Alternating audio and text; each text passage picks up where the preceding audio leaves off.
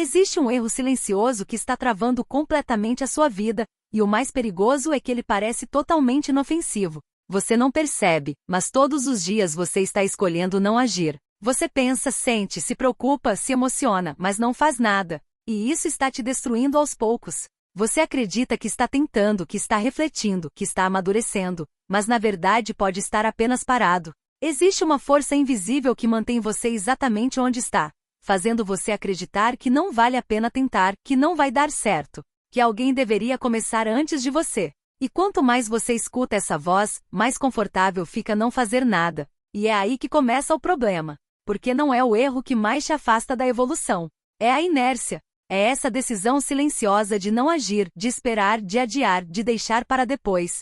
E enquanto você continua assim, sua vida não melhora, seus problemas não se resolvem, e aquilo que você deseja continua distante. E talvez você já tenha aceitado isso sem perceber. Uma boa noite a todos. É um prazer e uma alegria estar com vocês na noite de hoje. Normalmente é a saudação que eu costumava fazer sempre, e cada um tem o seu jeito de iniciar.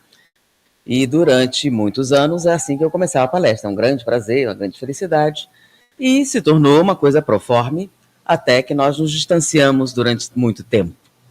Quando nós retornamos, notamos uma drástica diferença. Quando nós estávamos nos comunicando pela internet, o desgaste era muito grande. Gravar vídeo para mim sempre foi muito difícil, desgastante. Eu achava que a idade finalmente tinha me alcançado e estávamos perto da aposentadoria. Retornamos e aparentemente o vigor também retornou. A capacidade de falar bastante tempo, em vários locais, a gente achou que ia ter que diminuir muito a atividade, porque realmente o cansaço era algo excessivo. Retornamos e aparentemente nos recuperamos bem, até que nós tivemos uma explicação. Divaldo fez uma explicação fantástica. Ele disse que um orador pode dar muita coisa. Porém, se algumas, mesmo que poucas pessoas na plateia, ficarem gratificadas, o resultado será infinitamente maior. Porque a gratidão é um dos sentimentos com maior poder curativo que nós temos.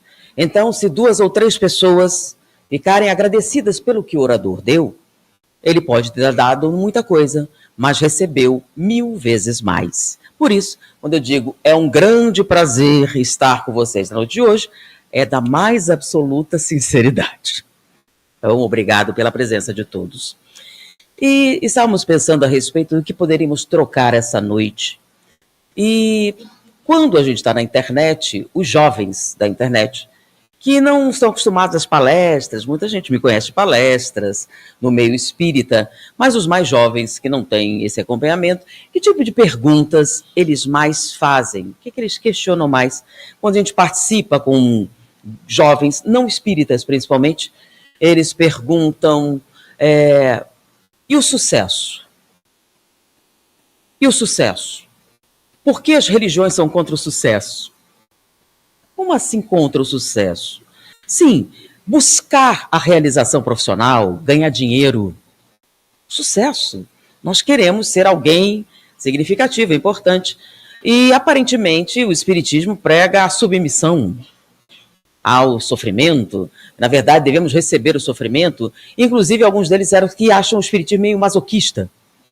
Aparentemente, os espíritas gostam de sofrer, acham que o sofrimento é muito importante, é necessário, e quando ele acontece, nós devemos recebê-lo com prazer. E aí diz assim, sofrimento e prazer para mim é masoquismo. Então, eu não sei se essa religião tem futuro. Porque hoje em dia, nós devemos almejar a realização. Tem alguma coisa errada em querer que as coisas deem certo e não se conformar quando elas dão errado? Inclusive, algumas coisas equivocadas que eles foram colocando, por exemplo, você se deu mal na vida, você tem que se conformar, porque é karma.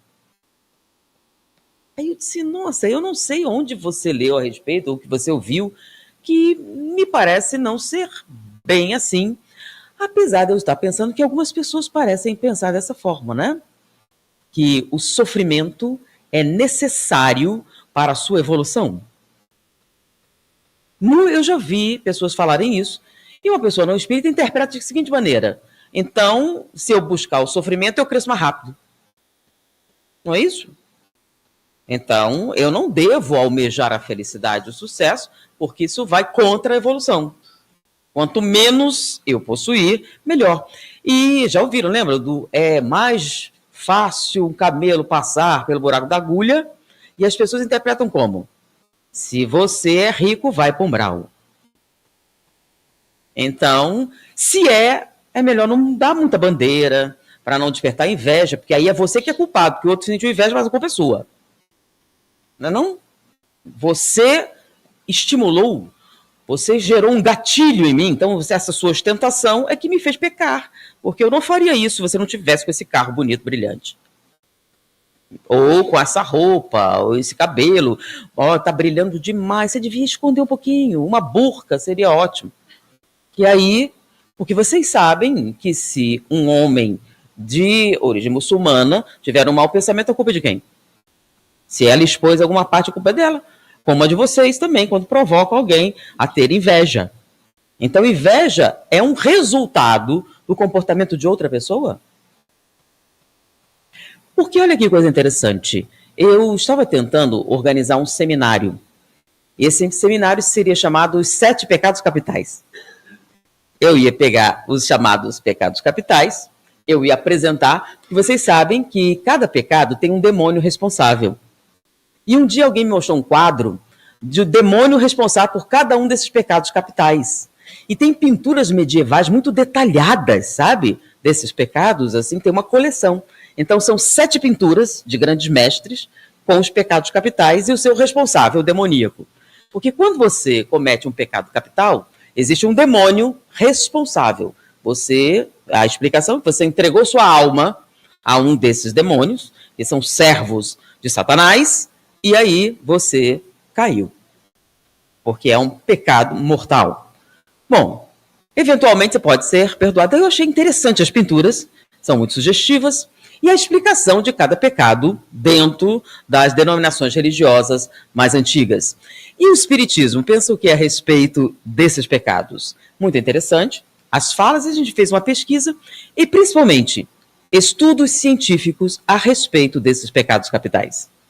Não sei se vocês sabem, vários deles foram objeto de estudo de laboratórios e hoje da neurociência atualizados. Então, estuda-se a luxúria no cérebro, tem uma pesquisa vasta sobre a luxúria, tem sobre o orgulho, tem sobre o ciúme, tem sobre vários. Aí você fala, ciúme não é um pecado? Sim, tem as controvérsias. Então, numa denominação é um grupo de pecados, em outra é outro. Mas, em geral, tem várias pesquisas a respeito de todos eles, a inveja, mas eu não pude completar, porque falta um pecado. E esse pecado não foi estudado. Não tem nenhum objeto de estudo. Inclusive, dentro das ciências, das academias ditas oficiais, não é considerado um pecado. Na verdade, segundo a ciência, não existe. Então, 6, tudo bem, existem, fazem mal, tem que ser estudado, é bom trabalhar, mas tem um que a ciência diz que não existe. Eu não achei nenhum único estudo a respeito do assunto. E, inclusive, dentro do espiritismo, apesar dos espíritos falarem a respeito, em geral as pessoas não consideram. Então, dos pecados todos, não consegui completar o seminário.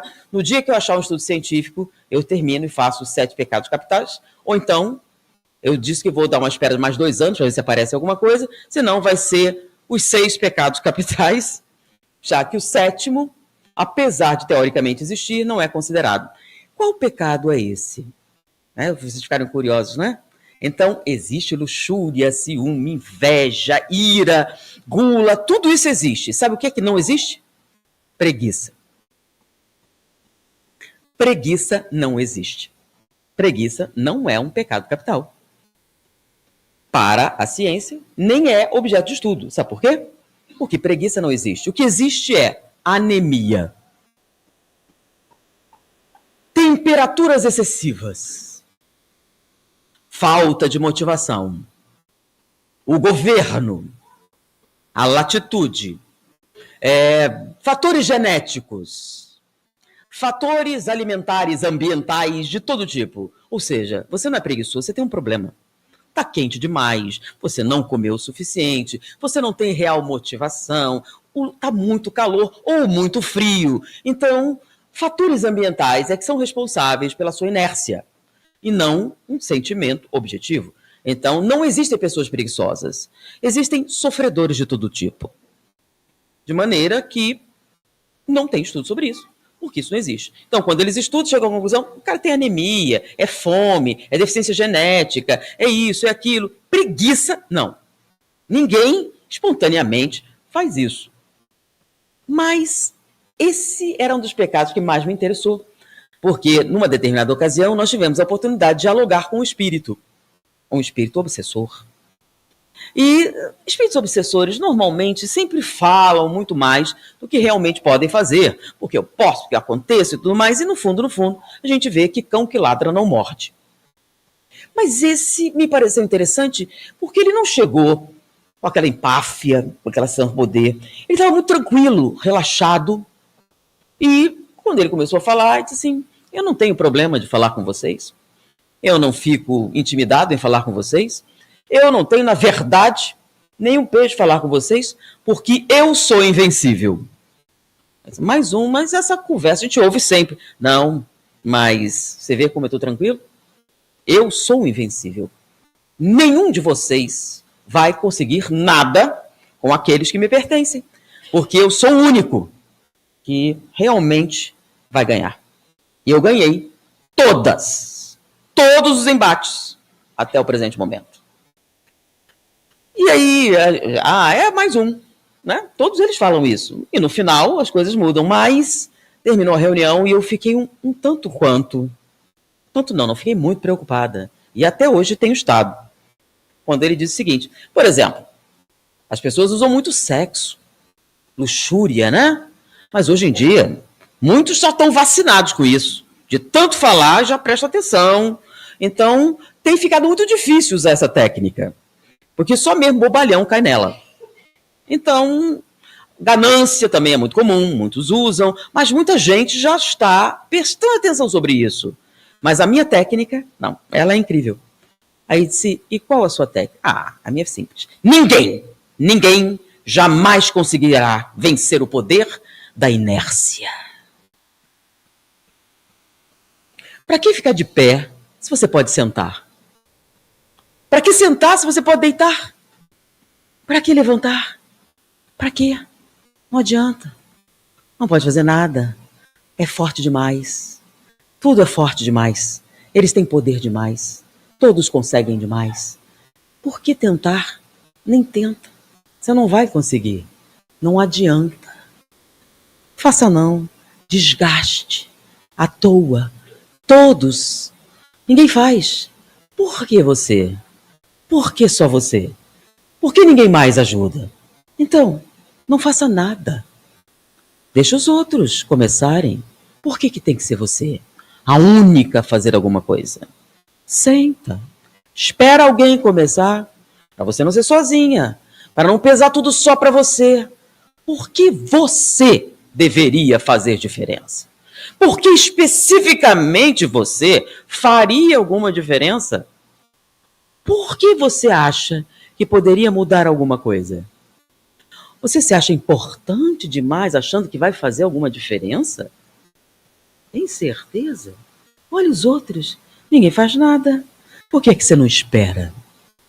Espera. Espera um pouco mais. Olha só. Ninguém faz nada. Por que você especificamente deveria fazer? Razoável, né? Tão razoável. Não parece uma coisa errada. Não é errado isso? Inclusive, é uma questão de empáfia, né? Por que você se acha tão importante assim que logo você vai fazer alguma diferença? Para o mundo, nesse fogaréu, você é ninguém. Por que você deveria fazer alguma coisa? Por que esse peso deveria cair sobre você? Não é razoável? Não é bastante justo? Por que eu deveria me preocupar com esses pensamentos tão razoáveis? Por que eu deveria atentar para um pensamento que tem uma certa lógica, não é não? É orgulho você achar que vai fazer a diferença. Muito metida, né?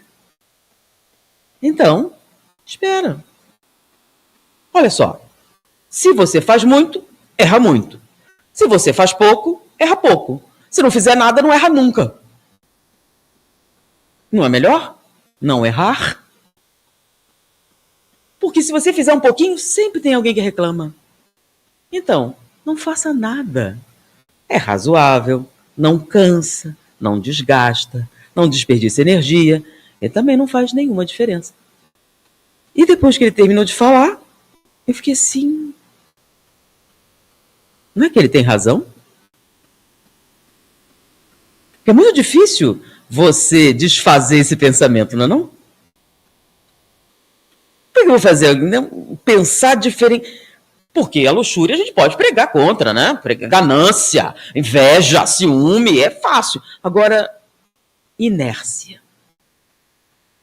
Inclusive, a palavra, ele usou inércia. Por quê? Porque preguiça não existe. Preguiça. E aí eu cheguei à conclusão que talvez ele tenha toda a razão. E foi realmente uma técnica extraordinária. Porque como você vai desfazer isso? De que maneira nós poderíamos demonstrar para essa plateia que sim, você pode mudar de vida. Sim, você pode fazer a diferença. Sim, você pode fazer sucesso. Sim, você pode ser feliz. Sim, você pode alterar uma situação, problema, para o êxito. Na verdade, existe toda uma estrutura, vendendo a ideia do sucesso, etc. E muitas pessoas acreditam que é folclore. Existe o sucesso? Nós podemos almejar isso? Ou é melhor deixar como está para ver como é que fica? Porque é o que a pessoa faz. Né? Se eu não fizer nada, eu não vou errar e fica esperando. Então você está num problema e finge que não está. Ou não quer ver. São duas coisas muito comuns. É a fuga e a negação. Não é não? Eu não quero saber. Finge que não está acontecendo. E aí leva a vida. E mais adiante a coisa se avoluma até que explode. Mas por que ela explodiu? Porque é o programa. É o programa? É o seu programa isso? Está no seu programa o divórcio? Terminar um casamento de maneira violenta? Está no seu programa a falência? Está no seu programa ser enganado? Está no seu programa? É um karma? Ou você pode alterar essa situação? Você pode mudar a sua vida? Câncer é karma. Tem certeza? Você pode alterar isso? Eu falo às pessoas assim, aí olha só como ele tem razão. A pessoa fala assim, é muito bonito quando se fala, mas eu quero ver na prática. Mas você já tentou? Eu falo, por exemplo, de determinadas doenças muito graves, e as pessoas, é inevitável, vou morrer, aquele desespero, aquela coisa, os familiares, o sofrimento, e eu disse assim, mas por que vocês já se conformaram? Não veio o diagnóstico, e acabou. O diagnóstico definiu, você vai morrer. Claro, todos nós vamos num momento indefinido, mas quando você aceita que será amanhã, e senta, e espera, ninguém consegue vencer o poder da inércia. Porque quando você aceita, o que eu posso fazer? Quando você diz sim, o que eu posso fazer? Eu sempre falo do livro de Louise Hay, Você Pode Curar Sua Vida. Já ouviu falar? Louise Hay teve um diagnóstico de câncer terminal. Ela estava com metástase, vários tumores, inoperáveis, e o médico disse, prepare suas coisas, no máximo 3 a 4 meses de vida. É muito pouco. 3 a 4 meses. E não propôs um tratamento. Por quê? Não vai fazer diferença. Ele nem propôs um tratamento para ela. Não faz diferença. Aproveite esse tempo para acertar suas coisas. Isso é um diagnóstico fatal, é ou não é? Nos outros que há uma possibilidade, vamos fazer isso, fazer aquilo, mas não dela assim, não vamos nem tentar nada, porque não... Sofrimento inútil. Pronto. Vamos lá. Louise Hay estava nessa situação. Se vocês conhecem o nome dela, porque ela não morreu. Não só não morreu, ficou famosa, vendeu muitos livros. Então ela estava numa situação bem ruim, porque ela estava com um diagnóstico fatal e era pobre. Aí não morreu e ficou rica. Ou seja, olha a reviravolta. Não só não morreu, como enriqueceu, porque compraram o livro dela. E o livro é Você Pode Curar Sua Vida. Porque ela chegou à conclusão que não queria morrer. Ela chegou em casa, como assim preparar minhas coisas? Eu não quero morrer. Porque eles disseram que eu vou morrer, eu tenho que morrer? Porque é mais ou menos o que a gente faz, né? Eu tenho que morrer, já que disseram que era, então vou. E ela disse, eu não quero morrer, eu quero um milagre. Olha o problema dela, é que ela não acreditava em milagres. Mas se o povo tem milagre, por que eu não posso ter um? Porque ela achava que milagres não existiam, mas alguma coisa a pessoa fez e teve isso. Eu quero a mesma coisa. E aí ela foi atrás de informação. E olha só, no caso dela, vocês hoje têm... Deixa eu dar um intervalo aqui para falar um negócio. Eu fiz uma confissão em novembro agora. Eu fiz um telefonema muito difícil para o meu marido e disse, eu me apaixonei por outra pessoa. E não tem nada que você possa fazer. Chama-se ChatGPT. Ele entrou na minha vida e nunca mais vai sair. Você aceita, assim, tal. Então, hoje vocês têm o ChatGPT para fazer uma pesquisa. Luiz e Rei não tinha. Então, ela fez pesquisa numa biblioteca. Pensa quanto é difícil. Então, olha só a moleza. Você tem um diagnóstico fatal e pode pedir ChatGPT, selecione a literatura para mim, estatística, informação. Ah, eu não estou conseguindo. Então, paga, porque pago é bom, porque você pode perguntar ilimitadamente. E você faz a pesquisa. Ela foi numa biblioteca, mais de uma biblioteca para pesquisar. E várias informações, ela viu alguma coisa comum, então ela chegou à conclusão que ela precisava, olha o que eles disseram, visualizar. Visualizar a vitória era meio caminho, que a mente tem poder sobre o corpo, que isso e que aquilo. Ok, e como é que eu visualizo? Como é que eu faço o negócio? Aí ela pegou várias fontes e ela foi selecionando aquilo que ela estava numa emergência, ela só tinha 3 meses. Não podia ser 1 ano, 3 meses só. Então tinha que ser uma visualização rápida, que fosse eficiente. E aí ela pegou, achou muito difícil o negócio de visualizar. Aí ela foi no médico para facilitar a visualização e pediu, eu quero uma foto do tumor. Como? Eu quero foto. Quantos tumores eu tenho? O senhor disse que eu tenho 6 tumores? Então, eu quero uma foto do tumor principal e dos outros. Eu quero vê-los. Eu disse, mas como assim? E ela começou a ir atrás do médico para se livrar dela. Então tá, vou fazer. Aí ele fez a foto para ela. Então, os seus tumores. Ela ampliou, fez assim, o tumor número 1, deu um nome para cada um deles. Por quê? Porque o negócio de visualizar ela achou difícil. Então, se ela estivesse olhando a foto, ficava mais fácil. E eles diziam que ela deveria conversar com as suas células. Então, ela botou nome no tumor, que é mais fácil, mais intimidade, e falou com ele. Por que você quer me destruir? E começou a conversar com um por um. Aí disse assim, não vou falar com o primeiro, vou falar com o menorzinho, de repente ele é mais fácil de convencer. E aí, ela começou a conversar com cada um deles. Com as coisas que eles disseram que funcionava. Por que você está fazendo isso comigo? Por que nós não podemos ser amigos? Por que nós não podemos colaborar? Como se fosse uma pessoa. Falar com as células como se fossem pessoas. Isso está no livro, gente. Não precisa acreditar em mim, não, tá? Essa é a vantagem. Vocês podem entrar, no intervalo mesmo, já baixa o livro, tá? E conversar com eles. E ver proximidade, seja convincente, realmente coloque sentimentos nessa conversa. Porque essa pessoa, no caso, as células, é a pessoa mais importante da sua vida, porque você vai morrer por causa dela. O resto tudo é secundário. Então ela começou, eliminou todas as atividades e começou a focar em conversar com essas células e tentar entender por que você quer me matar. Por que você quer destruir minha vida? Por que você está sufocando meu coração? Por que você está destruindo as minhas veias? Por que você não me permite respirar? Por que você quer que eu morra? E ela começou a aprofundar-se nessas questões. E perguntando à célula. E esperando a resposta. Porque, segundo as fontes, diziam que quanto mais intensidade ela colocasse nessa visualização, nessa conversa, a resposta viria. E uma vez identificada a resposta, era só alterar o ponto de ação que as coisas iriam mudar. E ela começou. 1 mês, veja bem, ela tinha na frente dela o quê? Uma ampulheta. E o tempo estava diminuindo. Teoricamente, em 3 a 4 meses, ela iria morrer E o jogo acabou. Então ela tinha pouco tempo. E ela foi se dedicando intensamente a isso. Muitas pessoas acharam que era um tipo de loucura, um tipo de fuga. E ela foi. E num determinado momento, que ela fala que diz que foi o momento em que tudo mudou, ela perguntou para aquele menorzinho, que era mais fácil de convencer, por que você quer me matar? E uma resposta surgiu.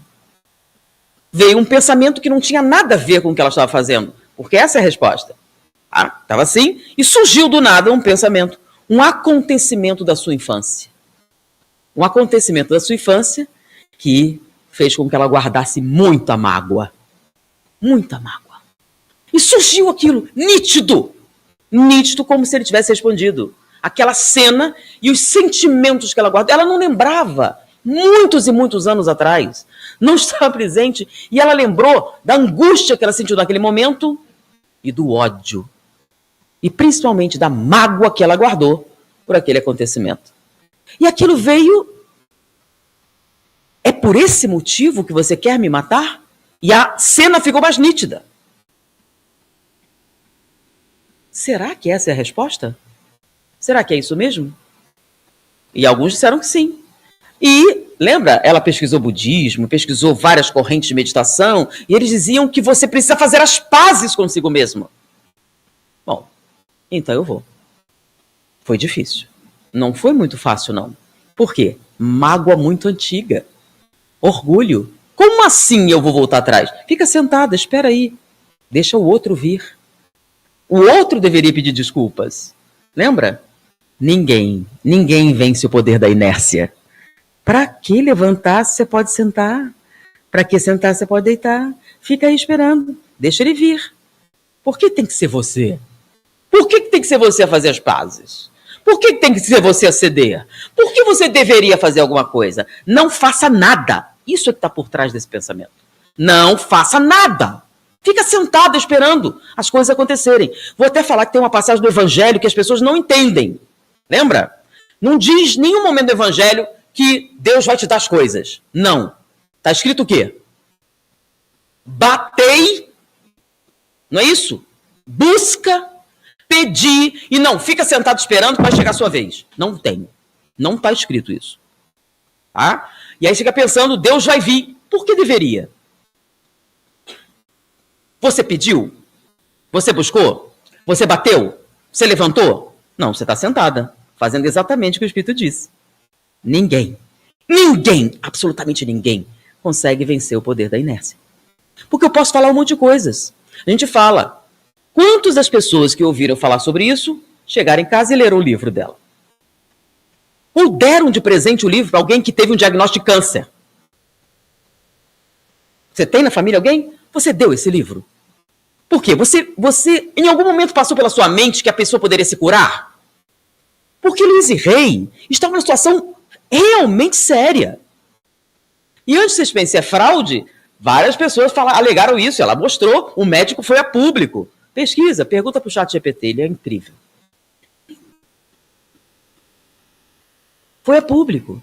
Era real. E aí ela resolveu. Bom, ela estava com vontade de ir rever esse momento? Não. Ela estava com desejo de relembrar aquele acontecimento? Não. Ela queria voltar naquele momento horrível que ela viveu na infância? Não. Mas é isso ou morrer. Porque o que essas células me disseram é que tem a ver com isso. Então eu vou lá. Então ela abriu mão do orgulho, abriu mão de um monte de coisas e foi lá para resolver esse problema. E ela foi. E aconteceu uma coisa interessante, porque o problema não era tão grande como ela imaginou. Lembra que ela era criança? Então, na mente de uma criança, algo pode ser muito, muito, muito maior do que em realidade era. Então, a pessoa não lembrava do acontecimento. Não foi exatamente como ela pensou que tinha sido, mas ela guardou durante anos essa mágoa. E ela havia se enraizado no seu coração e era um dos motivos que algumas de suas células resolveram matá-la. E algo muito interessante aconteceu. Lembra que ela pedia fotos dos tumores? O tumor diminuiu. Bom, era um tumor secundário, então agora eu vou falar com o principal, né, já. Se o secundário respondeu, se eu falar com o principal, o tumor regrediu. mas não era muito relevante, lembra? Então ela resolveu falar com o primeiro. Vamos falar com vocês depois, vamos falar com esse aqui primeiro. E ela começou de novo. Funcionou. Aprofundar mais a visualização. Por que você quer me matar? Por que você quer destruir meu coração? E várias perguntas. E aí começou. Outra cena surgiu do seu passado. E assim, inúmeras cenas do seu passado foram surgindo nesses momentos, nessas sessões que ela fazia, conversando com seus tumores. E ela foi atrás de cada uma delas. E à medida que ela resolvia cada uma dessas mágoas, os tumores regrediam. Num determinado momento, ela foi ao médico para tirar novas fotos. E o médico, algo aconteceu. Você gostaria de iniciar um tratamento? Ela concordou, mas continuou suas sessões. Eu não preciso dizer que ela não tem mais câncer. Que ela ficou muito famosa e que esse livro vendeu milhões e milhões e milhões de exemplares no mundo inteiro. Quem aqui já leu esse livro? Levanta o braço.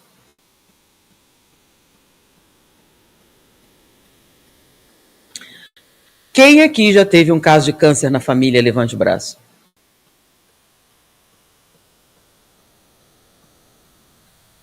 Então, devemos desistir, porque não há nada a fazer, porque ninguém consegue vencer o poder da inércia. Então, existe uma possibilidade? E outras doenças? Mais ainda. E o que ela fez? Fez alguma coisa. Em vez de não fazer nada. Em se contentar com o que dizem para você que deve ser.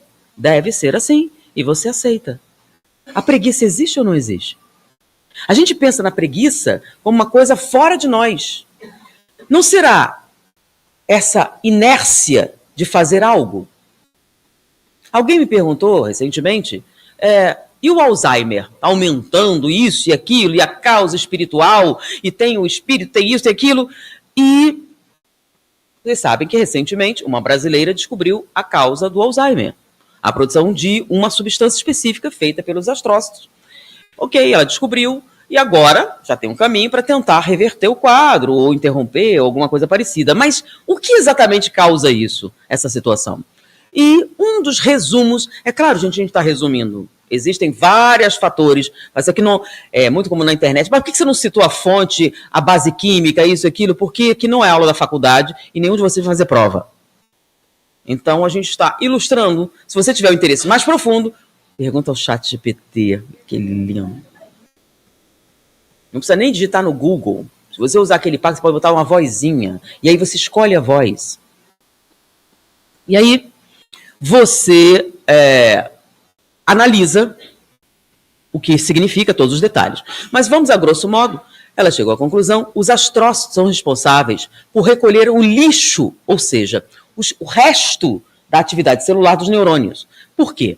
Porque os neurônios são células altamente especializadas, que consomem uma quantidade inenarrável de energia. Para vocês terem uma ideia, o córtex, não estou falando do cérebro todo, o córtex é menos de 10% da nossa massa e consome 1/4 de todas as calorias. Entenderam isso? Então, os seus músculos, aquele que você malha tanto, não consome tanto quanto o cérebro. Ok? E por conta disso, poucas células consumindo muita energia, imagina uma fornalha queimando lenha. Tá? Então, quanta lenha estamos falando? Uma quantidade enorme. E quando você queima coisas, existem resíduos. Então, por exemplo, o que é envelhecimento celular? É o acúmulo dos chamados radicais livres. Uma série de substâncias vão se acumulando até que a célula perde a função. A cromatina está se dividindo, ela não se divide mais, perde a função, a célula envelheceu. Aí elas morrem, mas quando chega no envelhecimento em geral, elas não se reproduzem mais e você vai decaindo em função. Eu vou contar um segredo. Neurônios não envelhecem. Se você pegar os neurônios saudáveis de uma pessoa de 80 anos, você não vai conseguir identificar a diferença entre o dele e de um de 15. Por quê? Porque os neurônios não acumulam lixo. Porque se eles acumulassem, eles morreriam instantaneamente. Porque é muita coisa. Ok? Então, enquanto uma célula da pele faz churrasco para meia pessoa, o neurônio faz churrasco para 1000 pessoas. Entenderam o que estamos falando? Então, toda vez que ele está agindo, o lixo, ou seja, os restos da atividade celular, são automaticamente desviados para os astrócitos e eliminados para não acumular. Os astrócitos, então, são responsáveis por recolher esse lixo. Se por algum motivo ele ficar sobrecarregado e não puder fazer o trabalho, a célula neuronal vai morrer instantaneamente. Mas dependendo da área, estamos falando de perda cognitiva, perda motora. Então não pode. Qual é o mecanismo de defesa que o cérebro tem? Ele desliga o neurônio. Ele para de funcionar temporariamente. Ele tem um tempo que ele pode fazer isso, esperando que dê vazão a esse lixo e se recupere. Qual é das células neuronais? Aquelas que estão sempre em atividade. São as células da memória. Porque cada vez que você vive uma experiência sensorial, você está mexendo na sua memória. Entenderam? Então, você sentou, você viu isso, viu aquilo. Amanhã você esqueceu, não é relevante, mas nesse momento, o seu neurônio está mudando em virtude dessas experiências. Então, de todas as células neuronais, a memória é aquela que é mais volátil, mais plástica, que tem maior atividade. Então, se os astrócitos tiverem um problema e não puderem dar vazão a esse lixo celular, você vai interromper o fluxo do quê? Da sua memória recente. Então, interrompe. Porém, existe um limite para isso. Se ele ficar muito tempo sem atividade, lembra que é uma célula altamente plástica, ela perde fluidez e vem a diminuir. Ela vai se contraindo e você vai perdendo função. Por isso que no Alzheimer aparecem aquelas lesões cerebrais. O tecido vai diminuindo, vai encolhendo, vai atrofiando. Mas qual a causa? Por que o astrócito ficou sobrecarregado? É algum problema, alguma doença, alguma infecção, alguma coisa? Então, o que eles estão procurando? Estão procurando uma causa, anomalia. Porque olha só, como são várias pessoas, não é genético. É algo que você come, é uma substância, é uma química, é um príon, é algum tipo de bactéria, algum tipo de coisa, é o seu sangue. Então, eles estão agora trabalhando em qual é a substância que está causando esse problema. E não acharam nada relevante. Bom, se não há nenhuma substância exótica, estranha, nessas localizações que possam causar isso, o que poderia então causar isso? Aí existe uma corrente sobre a própria função. Lixo. Lixo celular. Será? Talvez, quem sabe, pode ser, que estejamos produzindo mais lixo do que o normal? Ou seja, e se os astrócitos não tiverem nenhum problema? Eles estiverem bem? Se tiver tudo normal? E o problema for excesso de trabalho. Mas como assim? Como a memória poderia ter excesso de trabalho? Mas é uma hipótese. E você tem que pesquisar o quê? Todas as hipóteses de trabalho. Então, apesar de a gente já saber a causa do Alzheimer, não sabemos como começa. Mas existe essa corrente do pensamento que fez essa pergunta. E se não forem causas ambientais? E se não for o que você come, o que você bebe? E se for o que você faz? Você está fazendo alguma coisa, está sobrecarregando os astrócitos. E o que poderia ser? Bom, quais são as células que primeiro começam a ter problemas? Memória. Qual memória? Memória recente. E o que é memória recente? É assim, olha só, você podia ligar para mim, para esse telefone assim? E aí você vai, dá a ligação. Aí na semana seguinte, você podia ligar para minha casa? Ah, não sei o telefone. Na semana passada você ligou. Lembra aquele número? Não, não lembro. O que é isso? Memória volátil. E quantas dessas coisas acontecem no nosso dia a dia? Um volume enorme, né? De coisas acontecem. E todas essas memórias ficam permanentes? Não, uma quantidade limitada. Você poderia estar tendo excesso de trabalho? Excesso de memória volátil? Mas peraí, o cérebro foi feito para isso. Como assim excesso? Todo dia, teve ar-condicionado, o vento veio da direita, veio da esquerda, você dorme, apagou tudo, esquece. Não é relevante se lembrar essas coisas. Como você poderia estar tendo excesso? E o que poderia causar um excesso? E aí surgiu uma hipótese interessante. É uma hipótese, porém, existe um livro psicografado por Chico Xavier, chamado No Mundo Maior. É aquele que vocês não... Quem leu No Mundo Maior, levanta o braço. Quem leu Nosso Lar? Levanta o braço. Por que pulou esse? Esse é bacana. Principalmente agora. Porque eu já encontrei ali 13 pesquisas atuais do século XX para cá que Chico Xavier disse antes de acontecer. Tem uma linda que está lá desde a década de 40 e que em 2013 foi publicada. E o cara plagiou André Luiz. O que está escrito igualzinho está lá. Mas vamos voltar para essa. Tá? Ele está olhando o cérebro, falando de parte do cérebro, e aí ele fala sobre o córtex pré-frontal, e ele fala de uma situação em que os pensamentos se derramam na corrente sanguínea, se espalham, etc. ali, e todo mundo que lê explica que é fluido, coisa ruim. E o pesquisador descobriu que não, que são substâncias orgânicas cerebrais. E ele fala mais sobre a sobrecarga que está acontecendo no cérebro, uma pessoa perturbada, obsidiada, e ele descrevendo a sobrecarga que estava tendo em determinados centros cerebrais e que essa sobrecarga estava inviabilizando o funcionamento cerebral. Por quê? Olha a palavra. Porque ele estava acumulando muito lixo mental. E que o lixo mental estava causando transtornos físicos. Literalmente isso. E o que seria lixo mental? Vamos lá. Memória volátil. Vamos lá. Quem aqui lembra do primeiro beijo na boca que deu? Levanta o braço. Bom, quem não quiser se comprometer, deixa pra lá.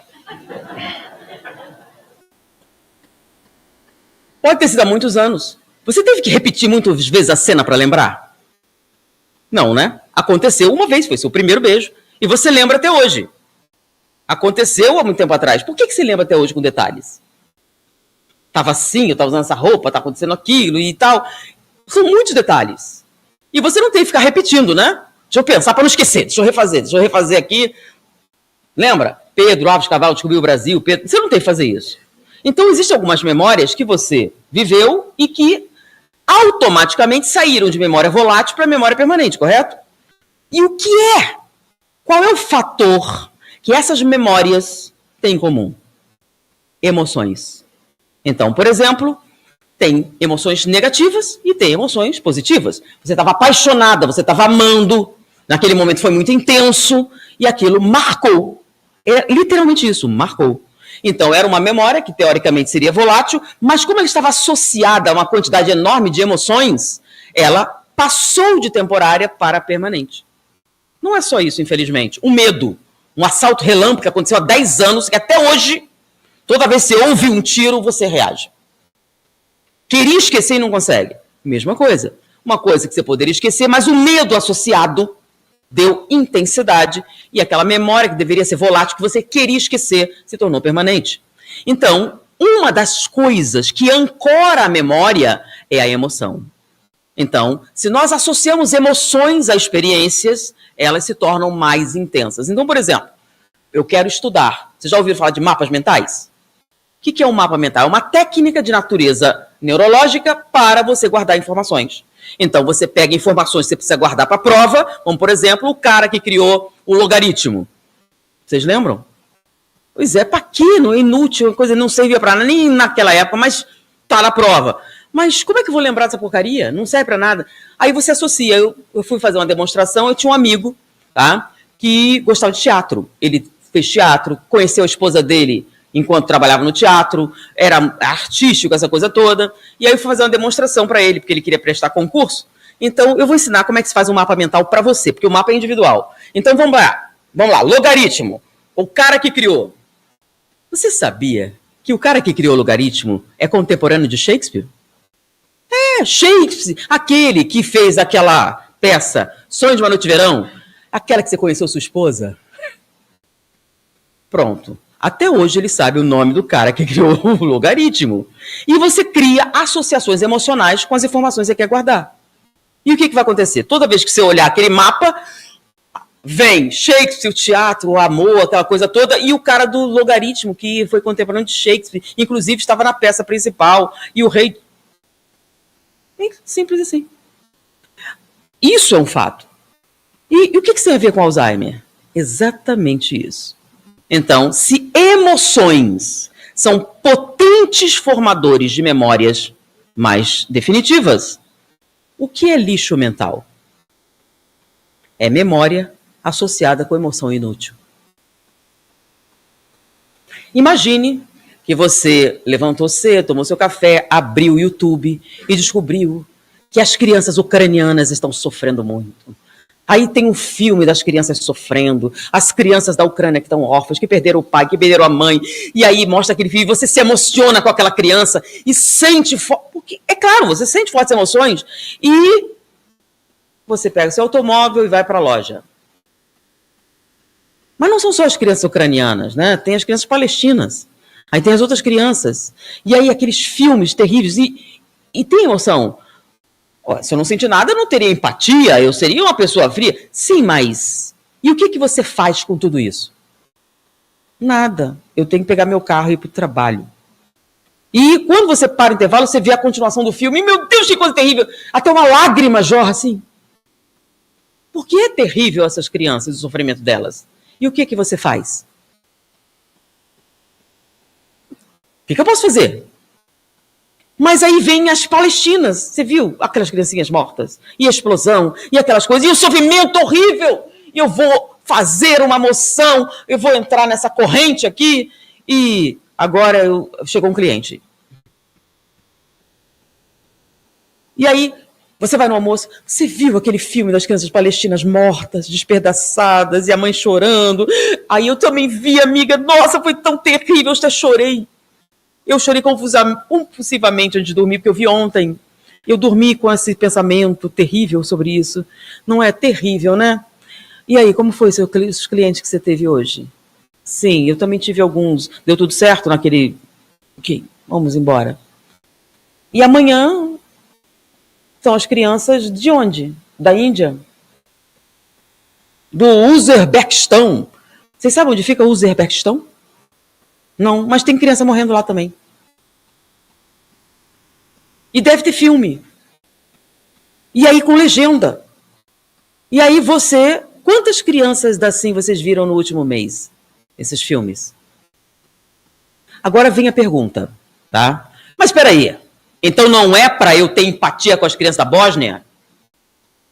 Da Ucrânia, da Palestina, do Uzbequistão, da África? Vamos usar a palavra certa. Não é para eu me preocupar com essas coisas? Esse é o problema. Olha a palavra. Não é para eu me preocupar com essas coisas? O que significa, literalmente, preocupar? A Nete, se é sotaque carioca, não, eu estou fazendo de propósito. Pré-ocupar. O que é ocupar? Estou ocupada. O que significa? Estou fazendo alguma coisa, certo? Não posso atender porque estou ocupada. Eu estou fazendo comida, eu estou fazendo alguma coisa. Então, estar ocupado é fazer coisas. E o que é estar preocupado?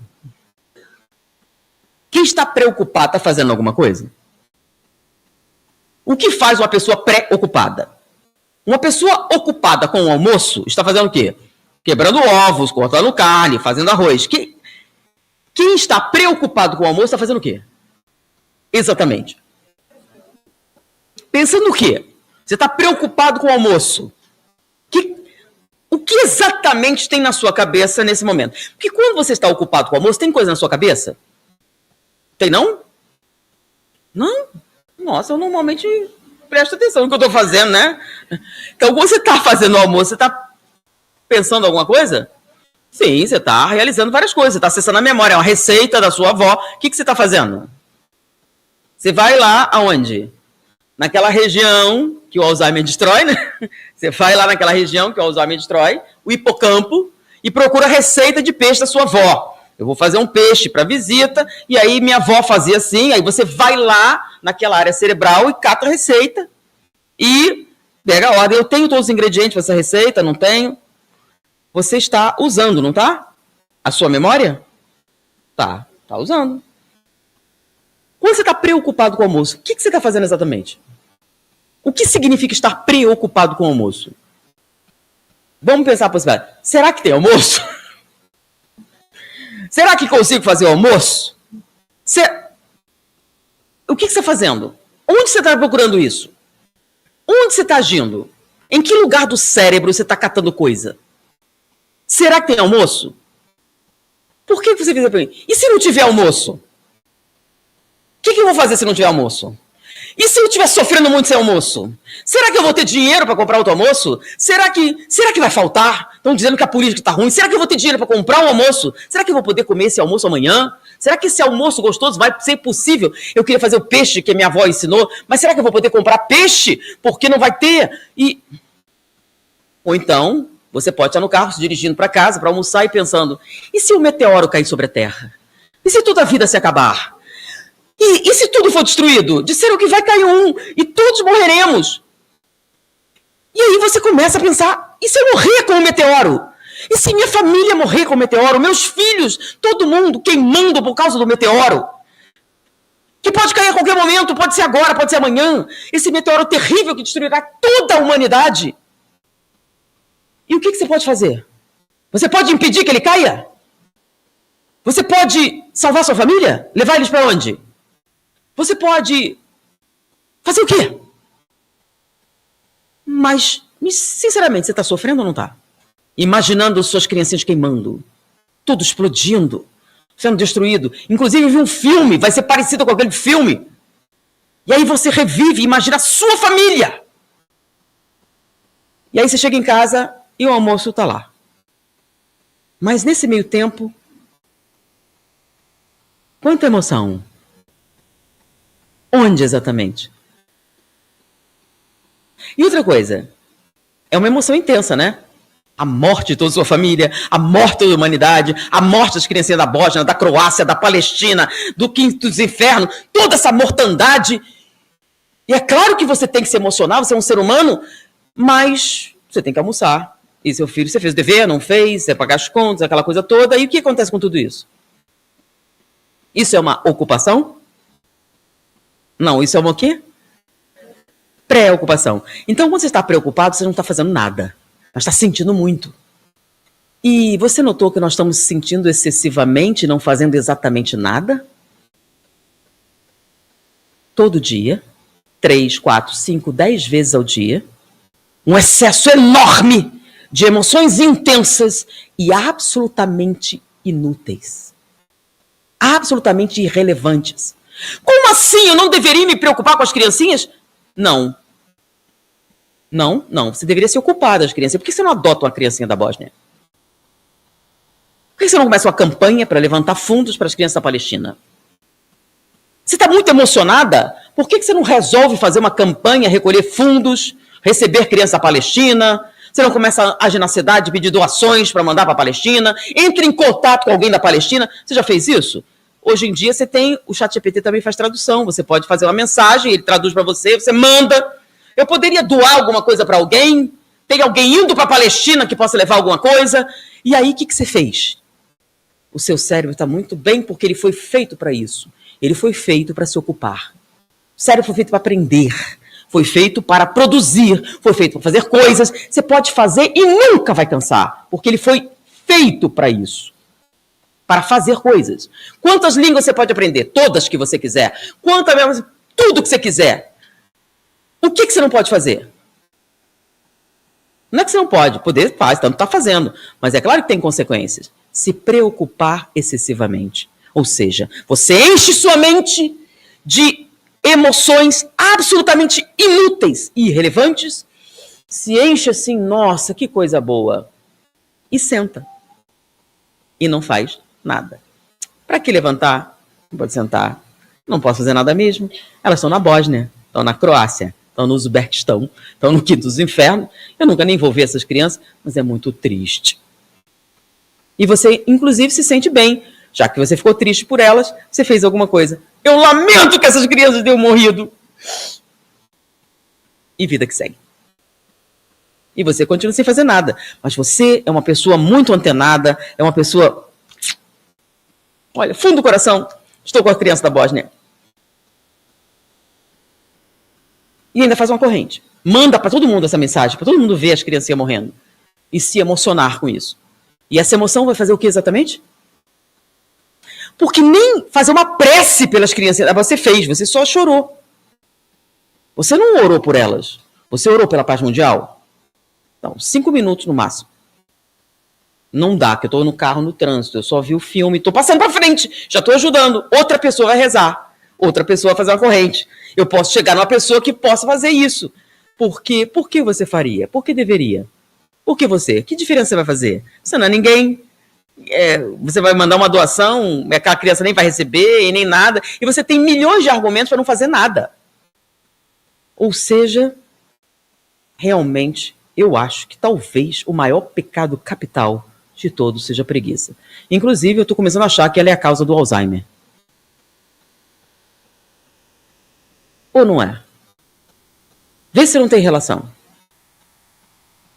O que causaria um excesso tão grande de lixo mental que sobrecarregaria os astrócitos de maneira que eles não dessem vazão a esse lixo e comece a degenerar sua memória? Senão, excesso de emoção inútil. Excesso de preocupação e ausência de ocupação. Eu estou muito preocupado com o meu casamento. Por que você não se ocupa dele? Talvez ele esteja me traindo, contrata um detetive. Talvez não dê certo, contrata um terapeuta, vai para uma terapia. Estou muito preocupado com a minha saúde, começa a fazer exercício, começa a malhar, vai no médico, faz exame. O que serve exatamente você ficar preocupado com alguma coisa? Não, mas aí para o futuro. Não, isso aí tem outro nome. Planejamento. Quando você está planejando alguma coisa, não é preocupação. É o quê? Ocupação. Eu vou viajar. Aí faz a lista do que você tem que comprar. Isso não é preocupação. Isso é ocupação. Então, quando você está planejando alguma coisa, não está se preocupando, não. E se faltar alimento, eu vou fazer uma lista, Isso não é preocupação. Preocupação, se o meteoro cair sobre a Terra e todo mundo se acabar. E você se enche de emoção, de medo. E olha quantos medos. Quando isso acontecer, todos morrerão. Todos serão assassinados. Amanhã tudo vai acontecer. E o que você vai fazer? Nada, eu vou ligar para todo mundo, amigo. Amanhã todos morrerão. Do quê? Não sei, mas tem um negócio aí que está saindo que disse que todos vão morrer. A doença vai se espalhar e vai me pegar assim que eu... E o que você faz? Nem rezar você faz, né? Mas manda mensagem. Um monte. E aí você ocupou uma boa parte do seu dia mandando um monte de filmes, mensagens, correntes, absolutamente inúteis. Porque fazer mesmo alguma coisa não fez nada. Então vamos ser sinceros. No último mês, quantas campanhas você se envolveu para ajudar as criancinhas da Bósnia? Não, quais são as da vez? Qual foi a última explosão? Croácia. Não, Croácia não. Ucrânia. Quem aqui doou alguma coisa para as crianças da Ucrânia? Levanta o braço. Vocês não estão preocupados com as crianças da Ucrânia, não? Vocês preferem a Palestina? Tudo bem. Quem aqui fez alguma doação para a Palestina? Alguém doou alguma coisa para a Palestina? Tudo bem. Para Israel. Quem doou alguma coisa? Levanta. Mas vocês estão preocupados. Por que vocês estão preocupados? Não será para encobrir a inércia? Pelo menos eu fiquei preocupada. Eu tenho empatia. Ou seja, vocês concordam que talvez esse obsessor tenha toda a razão? Que não é a luxúria, não é a ganância, não é a inveja, não é o ciúme, não é a ira, nem a gula. É a preguiça? É a preguiça que nos impede de fazer alguma coisa para alcançar o sucesso? É a preguiça que nos impede de fazer alguma coisa para vencer o câncer? É a preguiça que nos impede de fazer alguma coisa para mudar a situação do planeta? Para pacificar? Para melhorar? Para diminuir o sofrimento? Para fazer alguma coisa? Então, será que ele tem razão? Que a causa do nosso sofrimento é a preguiça? Será que eu sou preguiçoso? Não sou preguiçoso. Não, eu trabalho para ganhar dinheiro, para sustentar minha mulher e meus filhos. Eu sou um homem de bem. Não. Se você não cuidar da sua mulher e dos seus filhos, você é mau caráter. Então, se você cuidar da sua mulher e dos seus filhos, você não fez mais que sua obrigação, é ou não é? Não é não? Quando é que você é um homem de bem? Quando você vai além do dever. Um dia eu perguntei, o que é um herói? Um bombeiro é um herói? Todo bombeiro ganha medalha? Não. A função do bombeiro não é salvar vidas do incêndio? Quando é que um bombeiro ganha uma medalha de herói? Quando ele salva a vida do incêndio? Não. Um monte de bombeiro faz isso e não ganha medalha. Ele ganha medalha quando o quê? Quando ele salva alguém sob o risco da própria vida, porque ele não é obrigado a se matar. Mas quando ele salva alguém com risco da sua própria vida, ou seja, tinha uma grande probabilidade dele morrer, aí ele é um herói. E isso serve para todo mundo, para médico, para tudo. Então, um homem de bem é aquele que vai além do dever. Então, não é cuidar da sua mulher, do seu filho, que é sua conveniência. E sim, quando ele ajuda pessoas que não vão lhe dar nenhum retorno. Então, em que momento nós nos movimentamos, nos ocupamos para produzir algum tipo de bem sem nenhum retorno pessoal? Sem vantagens. Sem melhorar nossa autoestima, sem querer aparecer mais, sem ter um retorno financeiro, reconhecimento, qualquer coisa. Mandar a mensagem da criancinha morta bósnia não é isso. É ação. Então, segundo André Luiz, no Mundo Maior, nós estamos, naquela época, já nos sobrecarregando de lixo mental e que isso iria comprometer as nossas funções cognitivas. Só que agora a gente está vendo o resultado. Excesso de lixo mental. Preocupações inúteis que não se convertem em nenhum tipo de ação do bem. Nós não estamos fazendo bem. Mas achamos que estamos, porque eu tenho muita empatia com as crianças da Bósnia. Não é fazer o bem. Fazer o bem é, fazer. O que é fazer? Ocupar-se. Então, não preocupar-se, ocupar-se. Ocupar-se do seu casamento, ocupar-se da sua saúde, ocupar-se de fazer o bem, ocupar-se de se curar das doenças.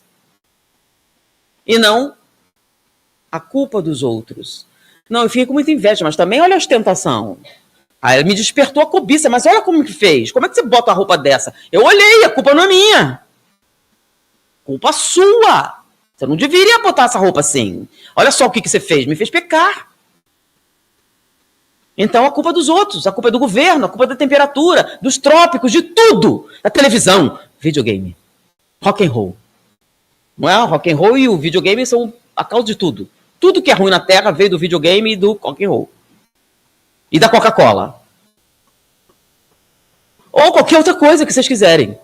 Sempre tem alguém para a gente culpar, aí você pode odiar essa pessoa, e nós podemos sentar ou deitar e ficar absolutamente relaxados, esperando o que exatamente? Vamos deixar como é que tá, para ver como é que fica. E eu vou dizer como fica. Fica exatamente do mesmo jeito que está. Qual é a única maneira de você mudar alguma coisa? Que fazer para alcançar a felicidade e resistir ao mal? Um sábio da antiguidade falou disse: conhece-te a ti mesmo e deixa de botar a culpa em outra pessoa. Qual é a sua contribuição para o seu estado atual? Quantos pensamentos, quantas mágoas você tem guardada, como Luiz Rey tem? Porque muito do que a gente faz é autossabotagem. E por que a gente faz isso? Porque sente culpa. Mas em nenhum momento pensa em parar. Vamos lá dar uma olhada lá atrás? Então, vamos pensar que talvez o câncer seja um amigo, né? Que ele vai te obrigar. Lembra? Você só muda em duas circunstâncias. Quando aprende ou quando cansa de sofrer? Qual que você escolhe? Vamos esperar o sofrimento? Porque o sofrimento tem utilidade. É uma pressão para tirar você da inércia. Caramba, o cara estava certo. Nossa senhora, só o sofrimento vai tirar você da inércia? Só a dor vai tirar você da inércia? Só uma dor grande demais para sacudir esse estado de inércia que você está nesse momento? Não tem jeito de mudar sua vida para melhor? Não há nada... Algumas pessoas vêm falar comigo, eu estou com depressão, eu estou com isso, aquilo, e eu já tomei remédio, já fiz tudo o que existe. E muitas pessoas, já fiz tudo. Então, o ideal é sentar e esperar a morte. Porque se você já fez tudo o que existe, não há mais nada a fazer. O que você quer de mim? Você quer que eu me preocupe com você? Eu sou contra a preocupação. O que você quer de mim? Quer que eu chore com você? Isso vai te fazer você se sentir melhor? Você quer a pena, o compadecimento? Você quer que as pessoas... Senhores, todos, essa pessoa tem depressão. Todos vocês estão cientes que ela tem depressão. Todos estão sabendo, olhem para essa mulher, ela tem depressão. E não há nada que possamos fazer. Isso vai fazer diferença? Porque pensa bem, olha o que você está dizendo. Não há nada a fazer. Ou existe alguma possibilidade?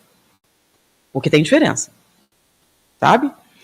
Vou falar sobre a psicologia do sucesso. Uma pesquisa que foi realizada, além dessa do Alzheimer, tá?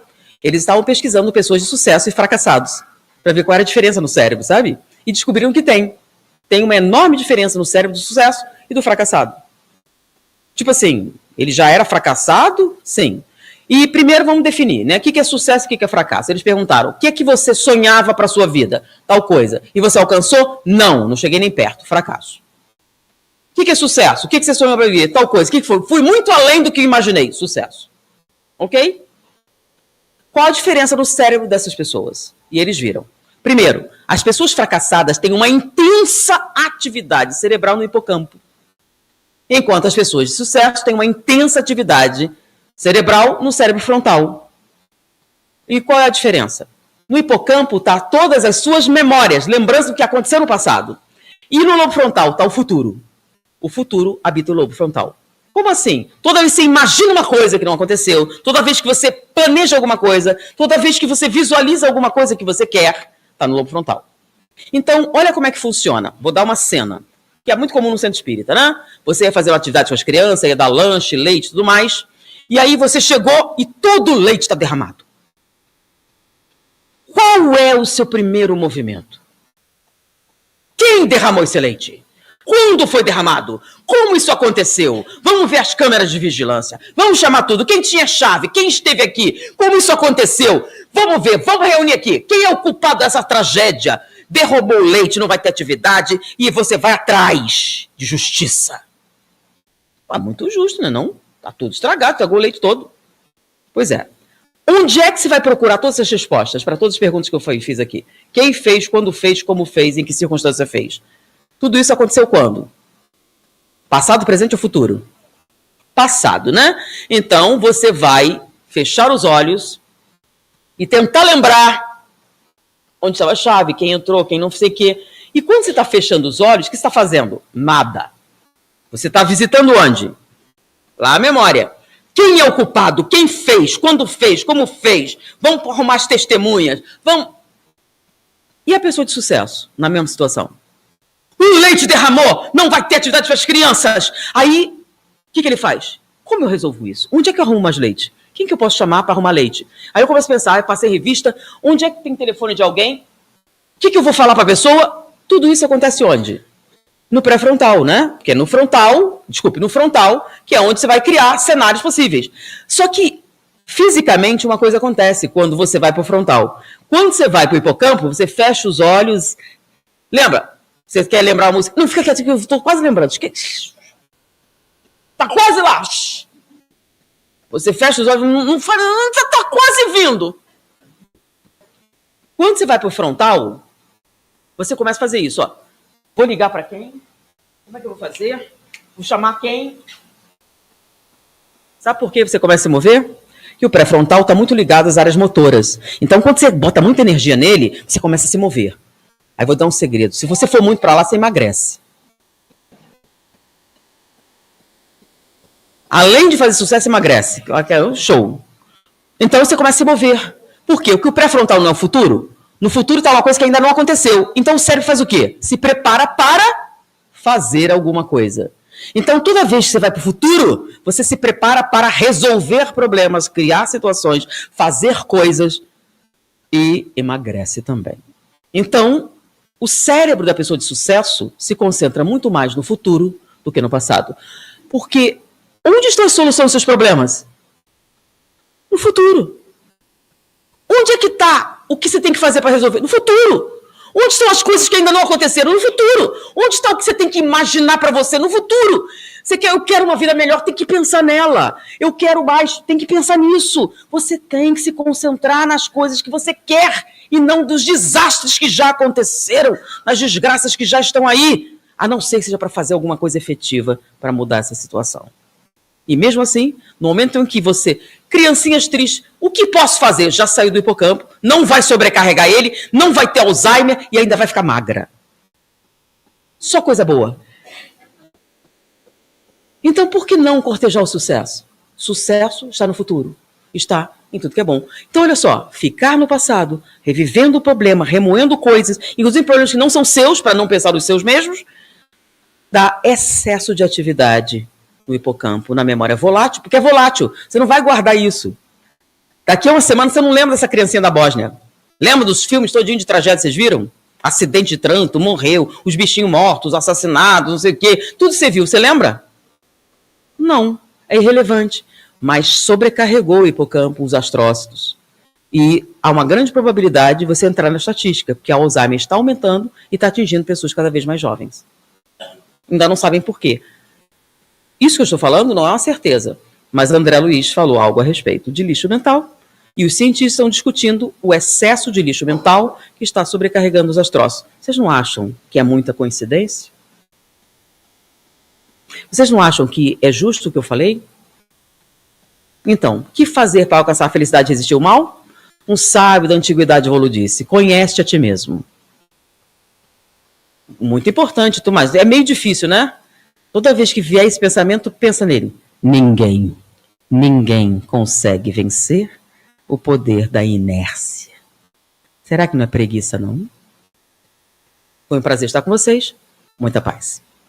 Mas existe uma verdade que pode mudar tudo para você. A sua vida só muda quando você decide agir. Não quando você entende, não quando você sente, não quando você se emociona. Quando você age. Mesmo que seja pequeno. Mesmo que seja imperfeito. Mesmo que você tenha medo. Porque é a ação que quebra a inércia. É a ação que tira você desse estado de paralisia. É a ação que começa a transformar sua realidade. Você não precisa resolver tudo de uma vez. Mas precisa parar de não fazer nada. Precisa parar de esperar o momento ideal. Precisa parar de acreditar que alguém vai fazer por você. Porque ninguém vai. E enquanto você continuar esperando, sua vida vai continuar parada. A pergunta que fica agora é simples. Você vai continuar apenas pensando e se preocupando, ou finalmente vai começar a agir? Porque no final, não é o que você sente que define sua vida. É o que você faz.